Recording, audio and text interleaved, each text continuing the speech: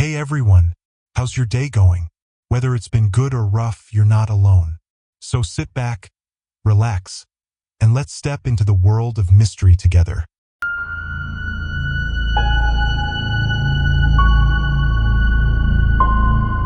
I never thought a simple game could turn into a nightmare. Caleb was always a little different. He had been my friend for years, but recently something had changed. He became obsessed with Squid Game, not just as a fan, but as someone who saw it as more than fiction. He knew every rule, every strategy, every loophole. At first, we thought it was just a phase, but over time his obsession grew darker. His apartment became a shrine to the show. He collected replica masks, uniforms, and even fake weapons. His social media turned into a non-stop flood of theories and discussions about how real-life Squid Game could work. We laughed it off, but deep down, something about the way he talked unsettled me. He wasn't joking. Then, one night, everything changed. It was a Friday, and we were all at Ryan's house, me, Ryan, Caleb, Sophie, and James. Caleb showed up late, his usual easygoing smile replaced by something cold and unreadable. He didn't even sit down. He just stood there, watching us. "You guys never believed in me," he said, voice low but sharp. "You never supported me." Sophie sighed. "What are you talking about?" Caleb's fingers twitched. "You'll see. I'm giving you all a chance." Ryan chuckled. "Dude, chill. It's just a TV show." That was the wrong thing to say. Caleb's face darkened, and for the first time, I felt something crawl up my spine. "Let's play a game," he said. We should have refused. We should have left. But we were drunk, and curiosity is a dangerous thing. So when Caleb invited us to his house, we followed. The first thing I noticed when we arrived was the smell. The air in his house was thick, like old wood and something metallic. He led us down a narrow staircase into the basement. The moment we stepped inside, I knew we had made a mistake. The walls were covered in Squid Game posters. A table in the corner held what looked like real weapons, lined up as if they were waiting to be used. A mannequin stood against the far wall, dressed like a guard from the show, its black mask gleaming under the dim light. "Caleb, what is this?" James muttered. Caleb walked over to a chair and picked up a rifle. My stomach dropped. "We're playing red light, green light," he said, voice eerily calm. Sophie took a step back. "This isn't funny." Caleb cocked the rifle. "Red light." Ryan turned toward the stairs. "This is bullshit, I'm leaving." The gunshot made my ears ring. Ryan collapsed, his body hitting the ground with a dull thud. Blood spread across the floor, soaking into the concrete. For a moment, no one moved. Sophie screamed, falling to her knees beside Ryan, pressing her hands against his chest as if she could stop the inevitable. Caleb sighed. "He broke the rules." James grabbed my arm, his grip so tight it hurt. "We have to run." Caleb's eyes gleamed. "Green light." I couldn't think. My legs moved before my brain could catch up. James and I took slow, careful steps toward the stairs, every inch of my body shaking. Sophie was frozen in place, sobbing over Ryan. "Red light." James stopped too suddenly, his foot sliding on the blood. He gasped, arms flailing as he tried to regain balance. A shot rang out. James crumpled beside Ryan, his mouth opening as if he wanted to say something, but no sound came out. Caleb hummed a tune under his breath. "You're doing well," he told me. I couldn't breathe. I couldn't speak. Sophie looked up, her face pale, eyes wide. "Please," she whispered. Caleb tilted his head. "You moved." I didn't even have time to warn her. Another gunshot. Sophie's body jerked before going limp. It was just me now. I felt sick. My legs were numb, my mind screaming at me to do something, anything. Caleb's smile widened as he watched me. "I always knew you'd make it to the end," he said. "You always followed the rules." His grip on the rifle loosened. I saw my chance. I ran. "Red light." Caleb's voice snapped through the air. I didn't stop. The gun fired. A sharp pain seared through my arm, but I didn't slow down. I reached the basement door, yanking at the handle. It was locked. Caleb was laughing now, footsteps approaching. One more second and I'm dead. A final gunshot. But it wasn't for me. I turned just in time to see Caleb standing in the middle of the room, rifle pressed against his chin. His lips moved, barely a whisper. Green light. The shot echoed in my bones. He fell. Blood pooled beneath his head, seeping into the cracks of the concrete floor. The room went silent, except for the ringing in my ears. I don't remember how I got out. Maybe I found a key. Maybe the door was never locked to begin with. I only remember the night air burning my lungs as I ran, feet slamming against the pavement, screaming for help. The police found the bodies. The weapons. The notes Caleb had written detailing how he had planned everything for months. I was the only one who survived. The nightmares won't stop. I close my eyes and I still hear his voice. Red light, green light, and the gunshots. Always the gunshots. I don't know if I'll ever sleep again. I've always loved a good challenge. Winning prizes, outsmarting opponents, pushing my limits, it's what I live for. So when I received an email inviting me to a private, high-stakes Squid Game-inspired event, I didn't hesitate. The email looked professional. The logo of Elliot Kane, one of the biggest YouTubers in the world, was displayed at the top.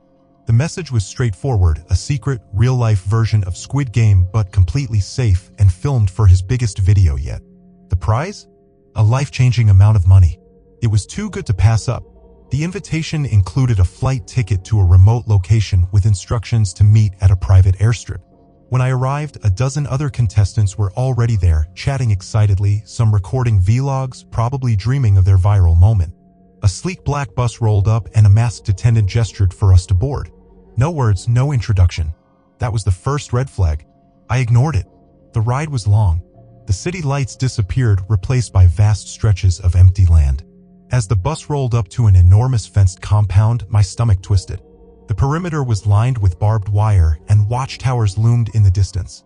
This didn't look like a YouTube set. When the doors opened, a tall figure in a blue jumpsuit and a featureless black mask stepped forward. His voice crackled through a voice distorter. "Welcome to the game." The silence among us was thick. Where were the cameras? The crew? The flashy stage? A contestant named David spoke up. Where's Elliot?" The masked man didn't respond. Instead, he clapped his hands. The men behind him moved forward. "First game, hide and seek." "You hide. We seek." They handed out digital timers strapped tight around our wrists. The countdown started immediately. 10 minutes. Some contestants ran into the field immediately. Others, like me, hesitated. I kept scanning for a camera crew, waiting for Elliot to pop out, grinning, revealing it was all an elaborate joke. No one came. A buzzer blared. The game had begun. I bolted. The field stretched for acres, the grass tall enough to conceal someone if they stayed low. The timer ticked down. 8 minutes. 7. 6. I found a small ditch and pressed myself into the dirt, my breath coming in shallow gasps. Then I heard the first gunshot. A sharp cry. My blood turned to ice. I peeked through the grass. A contestant lay sprawled on the ground, his body convulsing before going still. A masked guard stood over him, tilting his head slightly as if examining a broken toy. Then he lifted his rifle again. Another shot. Another body dropped. A girl screamed and ran for the fence. The moment she touched it, a high-pitched electrical crackling filled the air. Her body jerked violently, then collapsed in a heap. The stench of burned flesh carried on the wind. This wasn't a game. It was a hunt. I buried my face in the dirt, forcing myself not to breathe too loudly. The timer on my wrist flashed. Midnight. A buzzer rang out. Game over. The masked men moved in, dragging the bodies away like discarded mannequins. The remaining contestants were rounded up and led toward a large warehouse. I didn't move. One of the guards walked by, scanning the ground. His boots squelched in the fresh blood pooling in the grass. I held my breath. He turned away. A whistle rang out. The next game will begin soon. I stayed hidden as the others were forced inside the warehouse. The moment the doors shut, the screaming began. I don't know what was happening in there, but it was worse than the gunfire. Something metallic scraped against the walls. Then, a wet, tearing sound. The screams turned into gurgles. Then silence. I had to get out. I crawled through the trees, my muscles screaming in protest. That's when I found her. A woman crouched behind a fallen log, her hands slick with blood, clutching her side. "We have to move," I whispered. "There's no way out," she choked out. I saw it. I saw what's inside the warehouse. Her face was pale, her pupils huge with terror. "What did you see?" She just shook her head. "We have to run." We crawled through the darkness, avoiding the patrolling guards. The warehouse doors creaked open again and they dragged something out. Not a body. Something still moving. I clenched my jaw. We waited until the guards left, then sprinted toward the far end of the compound. That's when we saw it. Another fence. Smaller. Less guarded. I picked up a rock and threw it at the metal. No sparks. It wasn't electrified. "I'll boost you up," I said. She groaned as she pulled herself over. My turn. I gripped the top of the fence when a spotlight hit me. A voice shouted. I jumped. A gunshot rang out. Pain exploded through my side, hot and burning, but I kept running. Others saw us escaping. More followed. Gunfire erupted. People dropped mid-sprint, their bodies crumpling before they hit the ground. The woman and I made it to the road. A truck approached. We waved frantically. It stopped. We need help. Please let us in. The driver hesitated, then unlocked the door. As we sped away, I turned back. The masked men weren't chasing us. They just stood there, watching. They weren't worried. We went straight to the police. Told them everything. They took our statements. They promised to investigate. Days passed. Nothing happened. No news. No headlines. No missing person reports. It was like it never happened. Then an email arrived. A link. I clicked it. It was a video of the game. Edited like a Chris Lewis YouTube video, cheerful background music, dramatic cuts, fake sound effects. But one thing was different. At the end, the masked man removed his disguise. It wasn't Elliot Kane. It was a stranger. A voice crackled over the screen. Thank you for playing. The viewers on our little site on the dark web loved it. The video ended. My hands trembled. I checked the URL.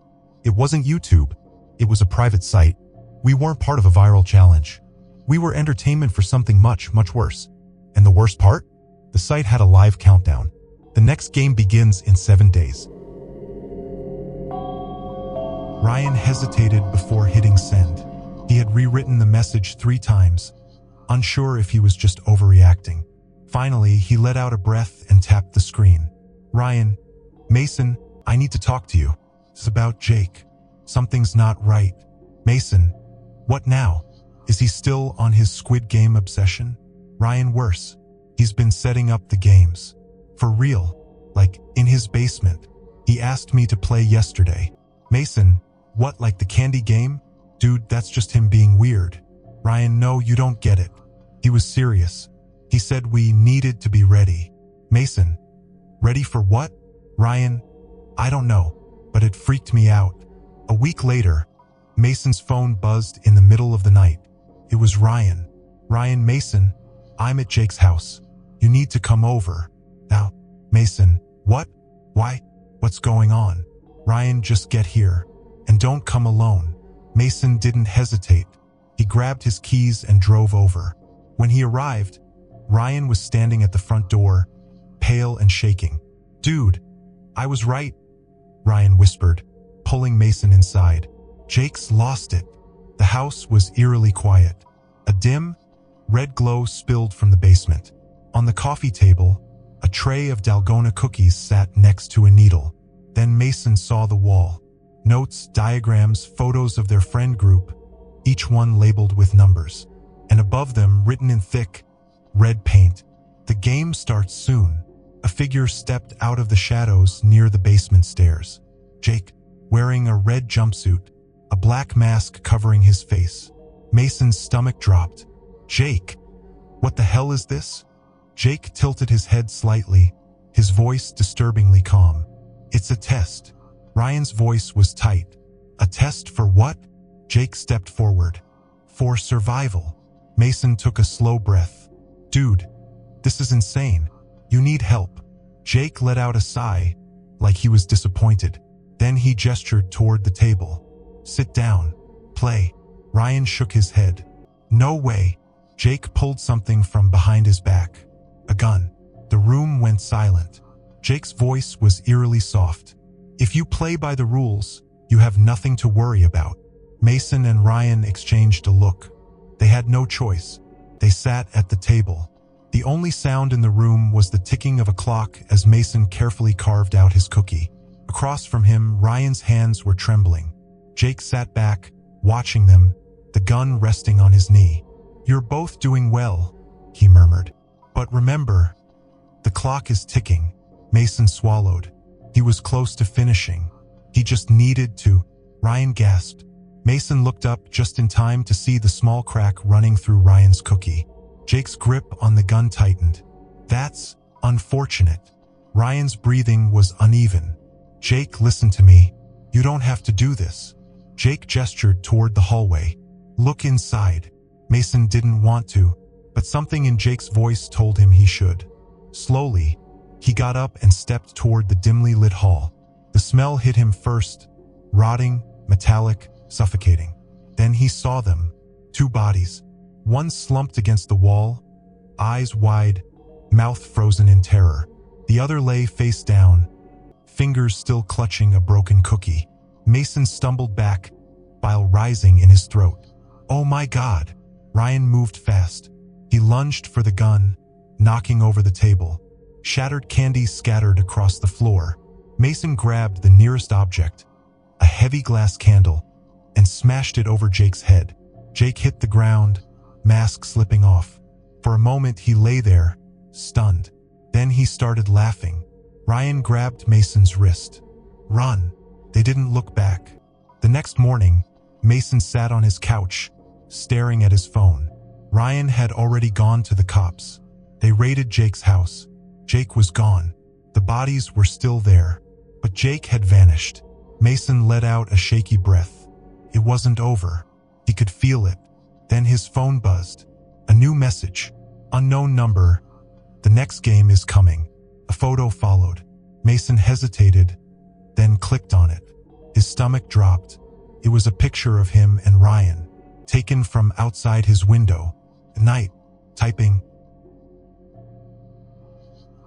The three stories we just explored may sound extreme, but they carry real lessons about human nature, trust, and the dangers that lurk in the most unexpected places. So what should we take away from them? Obsession can become deadly. What starts as a harmless fascination can spiral into something terrifying. Whether it's a TV show, a game, or an ideology, when someone begins to blur the lines between fiction and reality, it's a warning sign. If a friend's behavior shifts in unsettling ways, don't ignore it. Some invitations should never be accepted, whether it's an email for a once-in-a-lifetime opportunity or a friend insisting on playing a dangerous game. Be skeptical. The contestants in the fake Squid Game event were lured in by excitement only to realize too late that they were prey. If something feels too good to be true, it probably is. Trust your fear. Fear exists for a reason. It's a survival instinct designed to warn us of danger. The ones who survive are often the ones who listen to their gut. If a situation feels off, get out before you find out why. Not all games are meant to be played. Some doors, once opened, can't be closed. Whether it's stepping into an underground game for entertainment or indulging in a dangerous obsession, curiosity can lead people to places they were never meant to go. The question is, would you know when to stop? Now let's talk. Have you ever had a moment where you sensed something was wrong but ignored it? Do you think someone could become as obsessed as Jake in real life? If you were placed in a real survival game, would you have what it takes to make it out alive? Let me know in the comments. And remember, some games aren't meant to be won. Some should never be played at all.